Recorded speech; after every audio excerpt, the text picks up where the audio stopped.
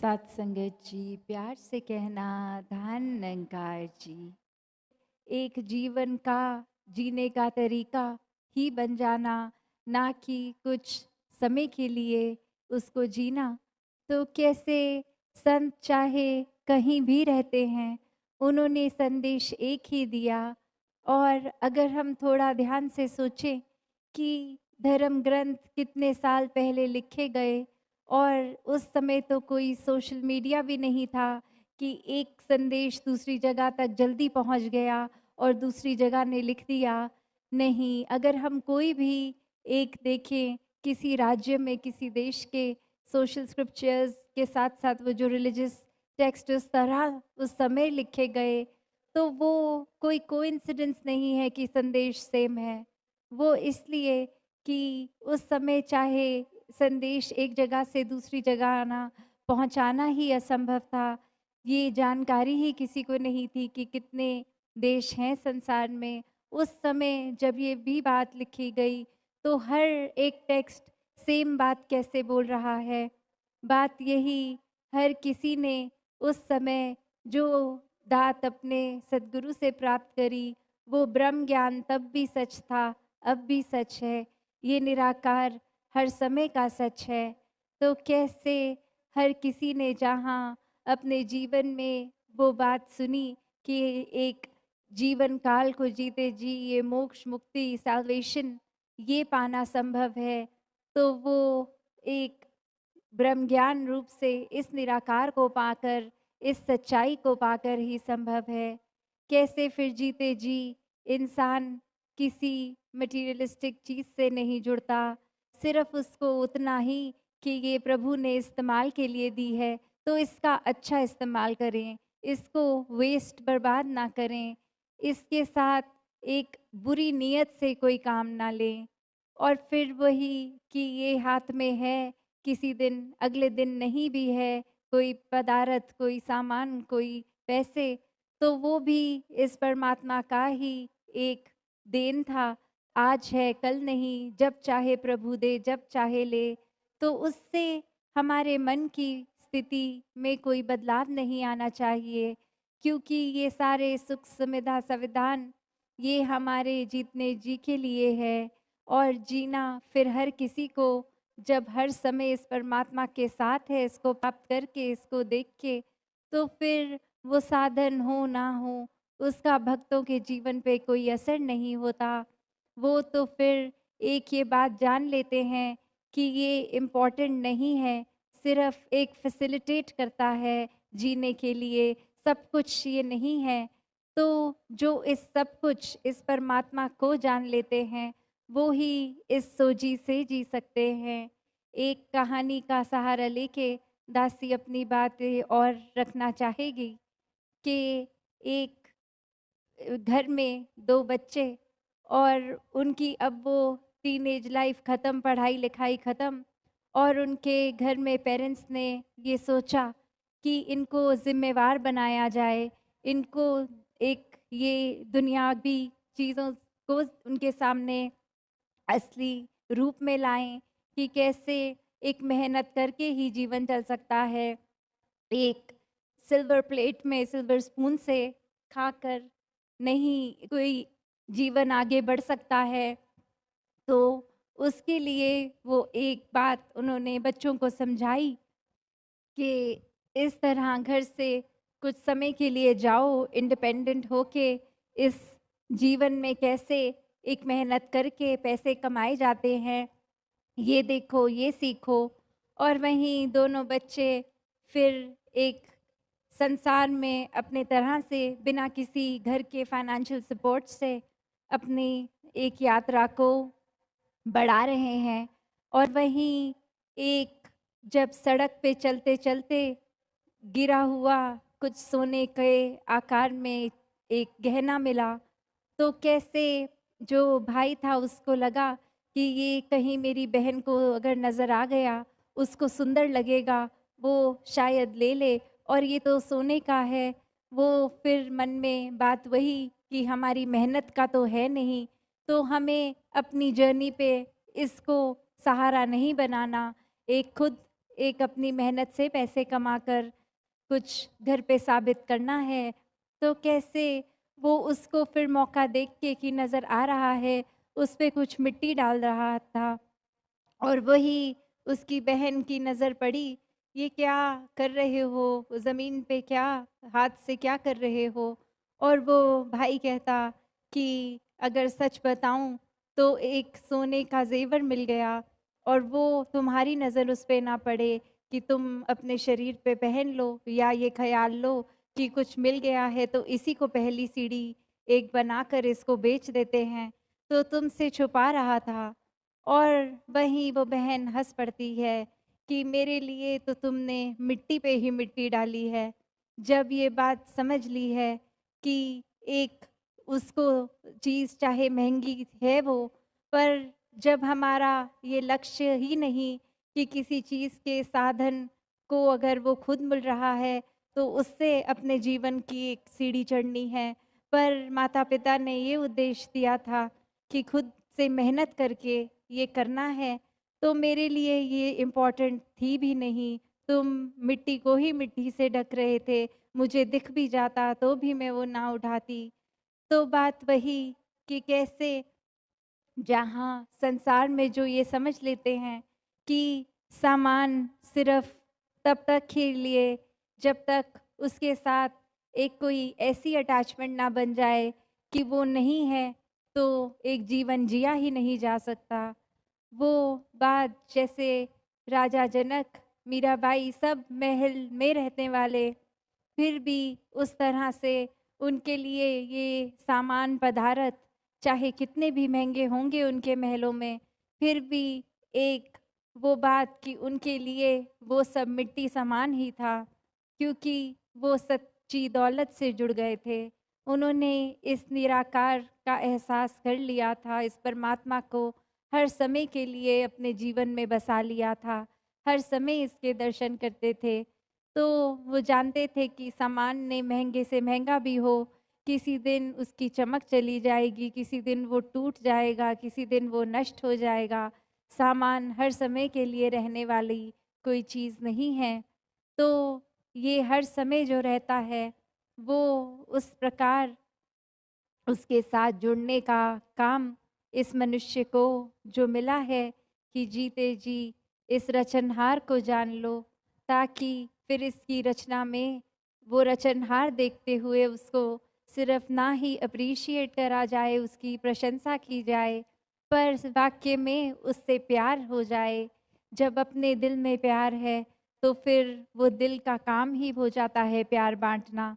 जब अपने अंदर सुकून है, तो वो दिल हर एक को सुकून ही दे सकता है, वो कभी भी किसी को इरिटेशन की भावना नहीं दे सकता।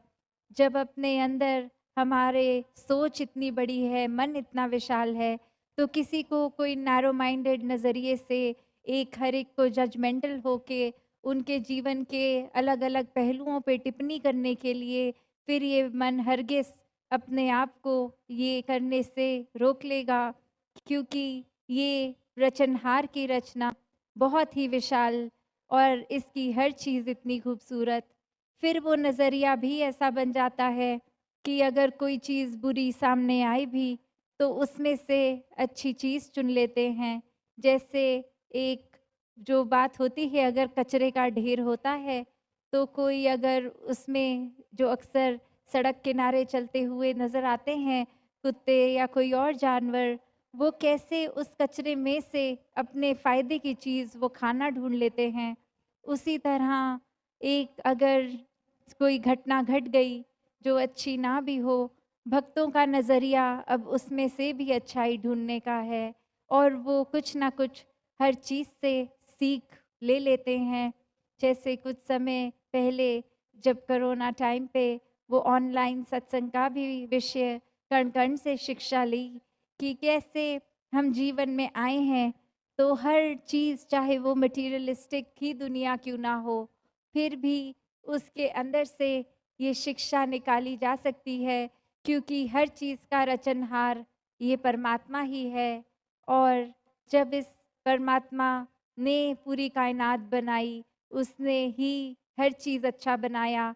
इंसानों ने कोई ना कोई तरकीब से फिर कहीं वो अच्छाई में एक बुराई मिलाते चले गए और अपने ऊपर फिर वो मिट्टी जो था उसको ही कीमती बना लिया।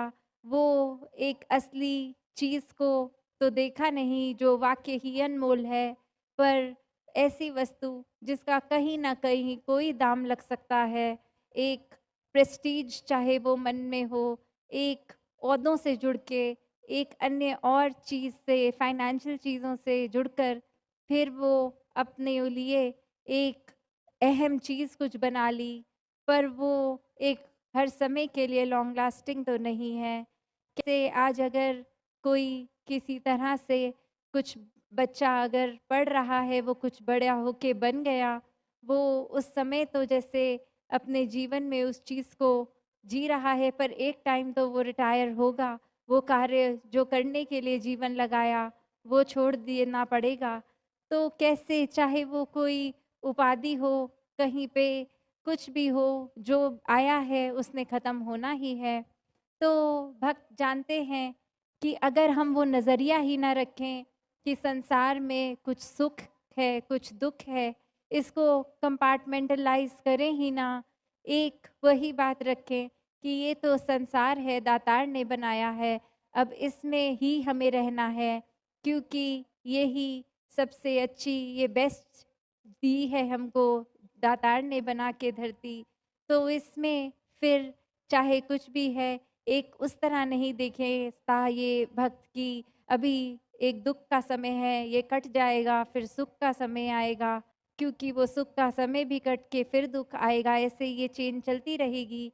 तो भक्तों ने एक बहुत ही अपने लिए ये अच्छे से बहुत ईज़ी कर दी अपनी लाइफ़ कि ना उनको संसार में अब सुख दिखता है ना दुख।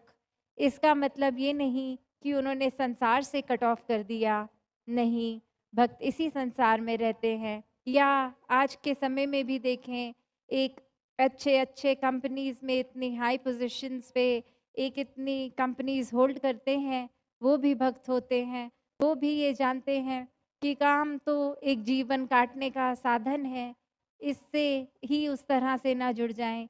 असली दात इस परमात्मा से जुड़ें, फिर जीवन को सरल करने के लिए चाहे आज दातार ने जो बख्शा उसका बेस्ट क्या उस यूसेज में ला सकते हैं, उससे इंतज़ाम करके अपने जीवन का जिया, या फिर कल साधन अगर वो परमात्मा ले भी ले, तो भक्त तो कभी हताश निराश नहीं होता, एक छोटी-छोटी उलझनों में खुद को नहीं बाँटता, क्योंकि इस भक्त के पास ब्रह्म ज्ञान है, और जिसके पास ब्रह्म ज्ञान है, वो कभी मजबूर लाचार हो ही नहीं सकता, क्योंकि उसके पास तो पूरी कायनात है, उसके पास तो इस संसार का, इस ब्रह्मांड का मालिक है, एक हर समय की अमीरी है। तो कैसे फिर वो एक दौलत से नापी-तुली गई अमीरी-गरीबी एक संसार में भक्त नहीं देखता, ना ही कोई उस तरह की इच्छा रखता है, बस बहुत सहज में जीता जाता है कि अपने जीवन में परमात्मा को रख के दिल में बसा के बस काम जिस तरह से रोज़मर्रा के करते जाएं, पूरी ईमानदारी से, पूरी डेडिकेशन से, पूरे हार्ड वर्क से, फिर चाहे उसका कोई एक रिज़ल्ट मिले, एक परिणाम निकले, तो वो किस डायरेक्शन में भी निकले, वो एक भक्त को मंज़ूर होता है। उसमें अगर अच्छा नहीं, तो भक्त गम में नहीं डूब जाता, और अच्छा हो, तो इतना भी उसको श्रेष्ठ नहीं बना लेता। एक बात की सहज अवस्था वाली, एक भक्त ने किस तरह बस बहते ही जाना है इस निराकार की रज़ा में। भक्त तो हर समय एक दुनिया में हर एक इंसान के बीच में ही विचरते हैं, फिर भी उनसे न्यारे होते हैं। ये दुनियावी रंग उनके ऊपर नहीं चढ़ता, क्योंकि वो सच्चे रंग से अपने आप को रंग चुके हैं। कैसे जीवन में एक बात वो कि ये जो भक्त हैं, वो फिर अपने आप को कभी गिनवाने में नहीं लगते। वो अपनी भक्ति इसलिए नहीं करते कि उनका वाह-वाह होए, या इतिहास में वो बहुत ही एक नाम उनका चमका के दर्शाया जाए। नहीं, वो भक्ति इसलिए कर रहे हैं क्योंकि परमात्मा से प्यार है और वो रीजंस उनके करेक्ट हैं, ना कि कोई बाद में देखा देखी कि ये एक इंसान पहले तो आर्थिक अवस्था ठीक नहीं थी, सत्संग जाने लगा और उसके जीवन में उपलब्धि आ गई, उसके जीवन में धन दौलत आ गई, तो हम भी सत्संग से जुड़ जाते हैं, हमारे जीवन में भी ऐसा होगा। यहाँ फिर वही देखा देखी तो भक्ति सफल नहीं होती, क्योंकि एक भक्त भक्त इसलिए है क्योंकि उसके मन में परमात्मा है, वो भक्ति का भाव है। एक मन में चतुर चालाकियाँ, एक कोई इंटेंशन, एक चाहत लेकर कोई कार्य उस उद्देश्य से करेंगे, तो वो प्योर इंटेंशन से तो है ही नहीं, उसका फिर एक रिजल्ट बेस्ड ही नापतोल में इंसान रह जाएगा। भक्ति तो एक भक्त इसलिए नहीं करता कि उसका कोई रिजल्ट चाहिए, भक्ति इसलिए करता है क्योंकि वो भक्त है, क्योंकि उसको परमात्मा से प्यार है और इस परमात्मा की बनाई हर चीज़ से है। अक्सर ये भी बात आती है कि जब सभी में परमात्मा है तो फिर हर किसी से प्यार क्यों नहीं कर पाते इंसान। एक वो बात आ जाती है कि ये इंसान मेरे बारे में, मुझे पता चला है, पीठ पीछे बहुत बुरे शब्द कहता है, मुझे तो इससे बात ही नहीं करनी, मुझे तो इसका चेहरा ही नहीं देखना। ये इंसान मेरे मुंह पे तो मीठा बनता है, मेरे मुंह पे मेरी प्रशंसा करता है, पीठ पीछे बहुत ही बुरा बोलता है। तो अब अगर ये बात पता है तो अब उस इंसान से प्यार कैसे किया जाए। तो बात वही कि पहले तो हम इसलिए किसी से प्यार ना करें क्योंकि वो रेसिप्रोकेट हो रहा है या नहीं, वो इज्जत हर एक को इसलिए ना दें कि वो वापस मिल रही है कि नहीं, हम इसलिए करें क्योंकि ये परमात्मा हमारे अंग संग है, हमारे दिल में है। तो इस परमात्मा की वो पूजा अर्चना सही मायने में वो है कि जिस दिल में परमात्मा है, जिस हर एक में है, हम उससे प्यार करें। वो चिंता नहीं, वो जजमेंट नहीं कि आगे से दूसरा इंसान किस तरह पेश आ रहा है। और दूसरा पहलू वो भी कि क्या वो सच में ऐसा बोल भी रहा है या नहीं, क्योंकि अगर पीठ पीछे बोल रहा है तो ज़रूर किसी इंसान ने ही बताया होगा, उसकी भी वो फैक्ट चेक कितनी है कितनी नहीं है। क्या पता वो इंसान सिर्फ और सिर्फ एक मन में दरार पैदा करने के लिए झूठी कहानी बना के बता रहा हो कि उस इंसान ने, जिसके आपके मुंह पे तो इतनी अच्छी आपके बारे में बात बोली, पर पीठ पीछे तो कितना बुरा बोलता रहता है।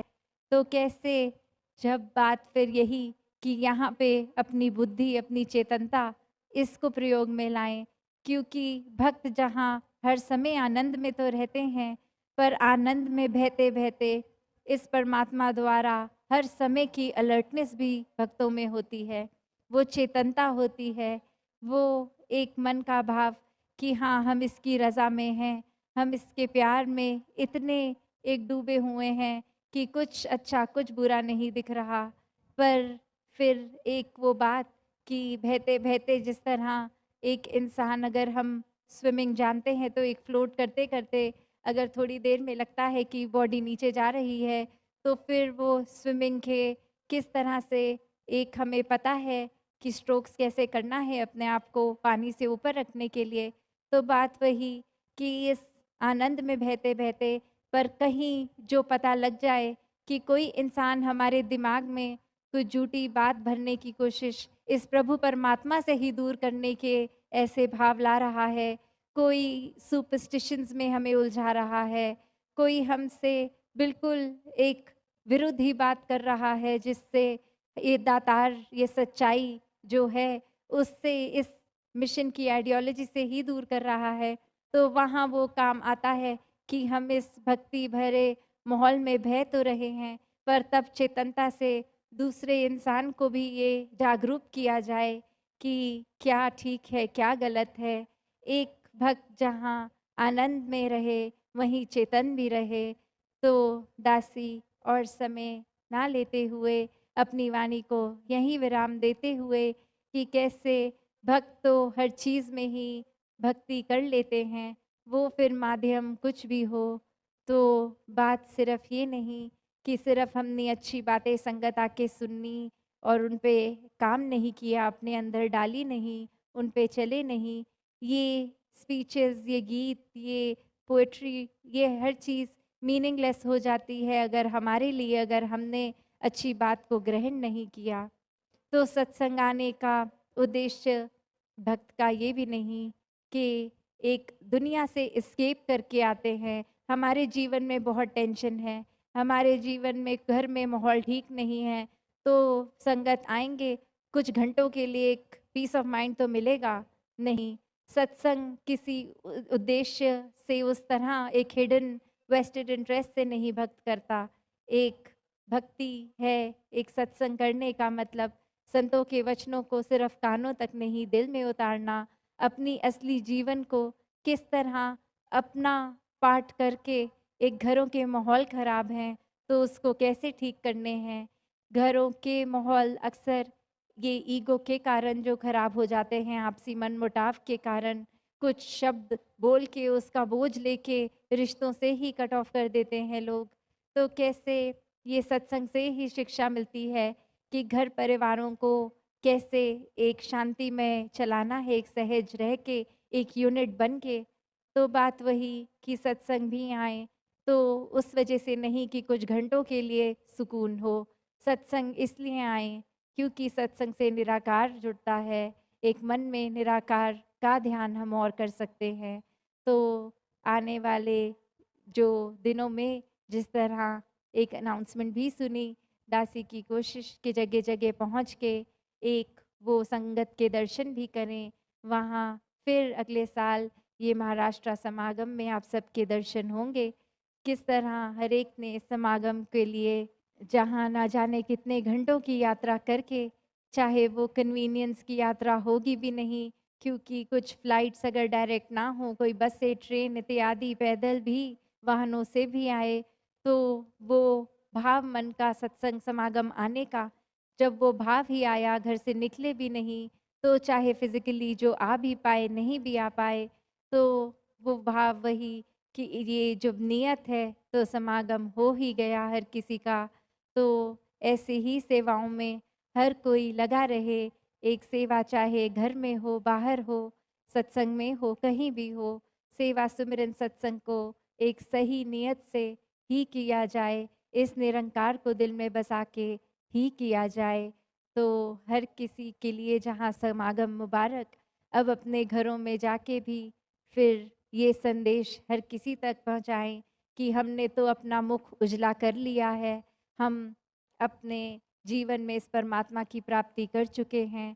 तो अपने कर्मों द्वारा ये संदेश हर किसी के लिए ये पहुँचे कि जब हम एक दिखावे वाली ज़िंदगी नहीं, एक असली ज़िंदगी जिएंगे इस परमात्मा के साथ जुड़ के, तो वाक़ई में ये प्रचार होगा।